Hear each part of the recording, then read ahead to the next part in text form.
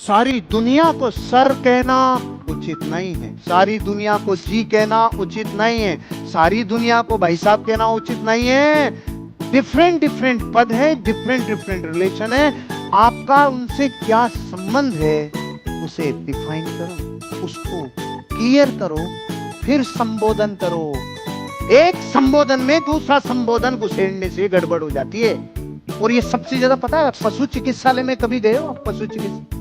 पशु चिकित्सालय में एक बीमारी बहुत तगड़ी है। मालिक के नाम में तो मालिक का नाम आता है, बीमारी के नाम में पशु की बीमारी आती है। तो जब पुकारा जाता है तो इसे पुकारा जाता है, नाम रमेश चंद, बीमारी पूंछ में सूजन। अब रमेश देखता ओ मेरी भैंस की पूंछ में सूजन, वहां तो शॉर्ट में ही बोला जाता है ना भाई। संबोधन बहुत इंपॉर्टेंट है। संबोधन हर जगह एक सिस्टम होता है भाई। इतनी रेलगाड़ियां एक पटरी पे आती जाती है, क्या रोज 150 भिड़ती है? क्यों? सिस्टम है। कौन सी आएगी कौन सी जाएगी इसका सिस्टम है।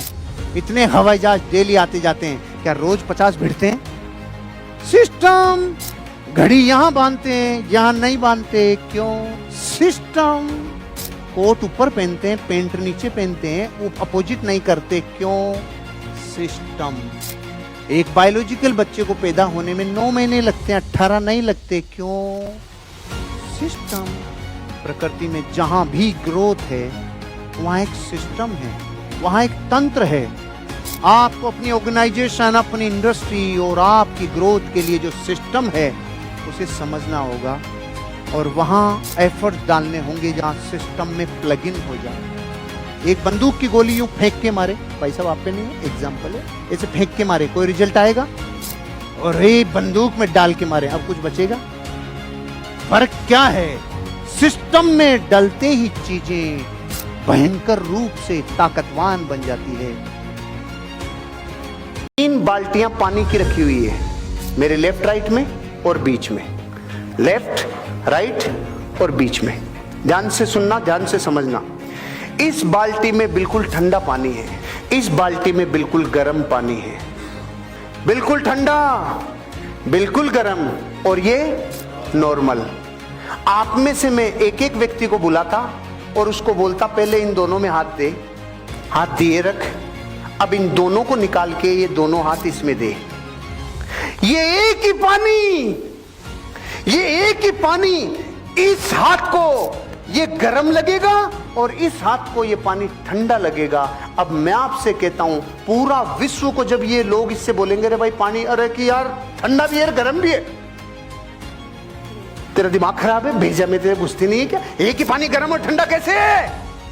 क्योंकि वर्तमान में आपको गर्म लग रहा है कि ठंडा लग रहा है, ये इस बात से नक्की होता है तू आया किधर से, किधर से आया है। जिधर से आया है तू भयंकर गर्म से आया है, इसलिए तुझे ये पानी ठंडा लग रहा है और तुझे ये पानी भयंकर गर्म लग रहा है क्योंकि तू ठंडे से आया है। आपकी जिंदगी में भी आज आपको प्रकृति से गर्म थपेड़े लग रहे हैं तो समझ लो तू ठंड की चद्दर से निकल के आया है, और तुझे ठंडे थपेड़े लग रहे हैं तो तू समझ ले गर्म थपेड़ों से आया है। इसलिए कभी भी वर्तमान से घबराना मत। देखो, मांगने से कुछ नहीं मिलता भैया, मांगने से नहीं मिलता, और जो अनकंडीशनली करे उसे वो मिल जाता है, चौंक जाता है आदमी। मैं आपसे कहना चाहता हूं, जब जब जीवन में आप किसी के लिए अनकंडीशनली काम करोगे, वो होगा आपका ड्रीम, वही करवा सकता है। नहीं तो आप जगह जगह कंडीशन लगाओगे, जगह जगह कंडीशन लगाओगे। एक घर की औरत पूरी जिंदगी, पूरी लाइफ सारे रोल निभा लेती है। वो नौकरानी बन के बच्चों को पाल ले, पूरे परिवार को चला ले, वो रानी बन के घर के बजट को संभाल ले, वो अपने आप को हर एक पद पे रख के घर को चला सकती है। एक वजह से उसका ड्रीम है, मेरा ये परिवार एक दिन बहुत हंसी खुशी के साथ ग्रोथ कर रहा होगा। वो ड्रीम की वजह से अनकंडीशनली करती है।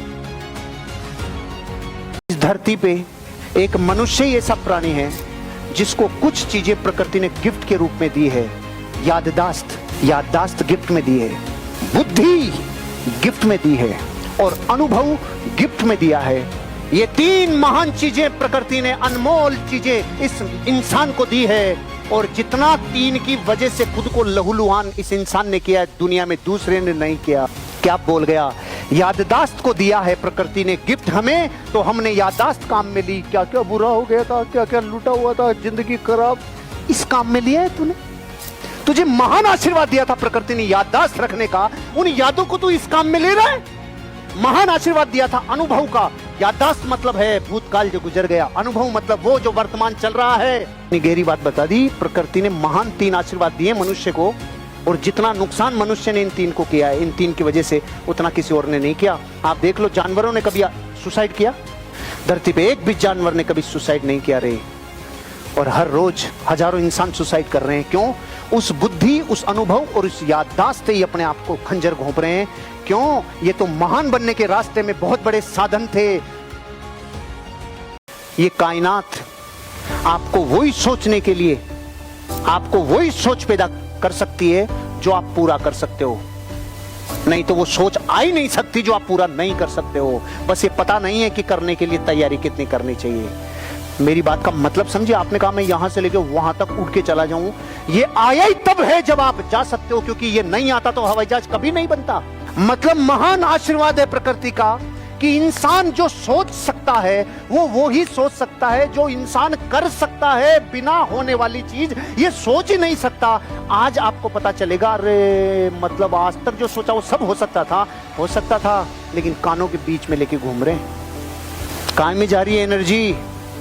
काय में जा रही एनर्जी? या तो घटनाओं की बातें करने में, या लोगों की बातें करने में, या इधर उधर की जिंदगी की ऊर्जा इधर उधर ही खर्च हो रही है। अगर ये ऊर्जा दौलत के ऊपर लग जाए, कसम पैदा करने वाले की, दौलत को बनना ही होगा, दौलत बनेगी। रोज 1 मिनट कसरत कर ले, रोज 1 मिनट कसरत कर। अरे भैया रोज।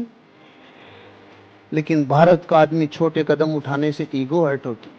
मैं और 1 मिनट कसरत एक दिन में करूंगा 30 घंटे, उसी दिन बना के छोड़ूंगा। जो लोग पहली बार जिम जाते हैं ना, कई बार तो वो आखिरी बार जाते हैं उस दिन, क्योंकि सारा उसी दिन उठा के आ जाते हैं। 1 मिनट कर सकते हो आप एक्सरसाइज। अगर आप जिंदगी में 1 मिनट, फिर अगले वीक 2 मिनट, उससे अगले वीक 3 मिनट, उससे अगले वीक 4 मिनट, उससे अगले वीक 5 मिनट भी करो, तो आप जीवन में हमेशा निरोगी रहोगे, आपका शरीर कभी खराब नहीं होगा। लेकिन भारत का आदमी सोचता है एक साथ फोड़ूंगा साला। कई पीढ़ियां निकल गई ये कहते कहते। 1 मिनट एक्सरसाइज कर ले रोज। एक आदमी की अजीब बीमारी हो गई, वो शरीर के जिस भी हिस्से पे अंगुली लगाए उधर ही दर्द। ये कौन सी बीमारी? तो सबसे पहले तो भारत का आदमी बंगाली के पास जाता है, पड़ोस में जहाँ होता है, उसने उसका पूरा चेक कर लिया, पकड़ में नहीं आया। फिर वो बड़े SMS हॉस्पिटल में भेज दिया, वहां भी बीमारी समझ में नहीं आई, ये कौन सी। फाइनली दिल्ली एम्स में गया, पूरा खोल के स्कैन कर लिया, बीमारी पकड़ में नहीं आई। लास्ट में गांव में घूम रहा था, एक वैद्य जी मिले, वैद्य जी ने देखा तो पता चला अंगुली में ही दर्द था साला, अंगुली में ही दर्द। अब मैं आपसे कहता हूं, दर्द अंगुली में हो और चेक सब करा लें, कभी रिजल्ट आएगा? तो आप पूरे विश्व को गाले दो, मंदी से मंदी मंदी मंदी। तेरी अंगुली में दर्द है, अंगुली में दर्द है। नहीं, एक ही घटना से रिजल्ट अलग अलग नहीं आ सकता। एक ही घटना से रिजल्ट अलग अलग अगर आ रहा है तो प्रॉब्लम खुद के अंदर है।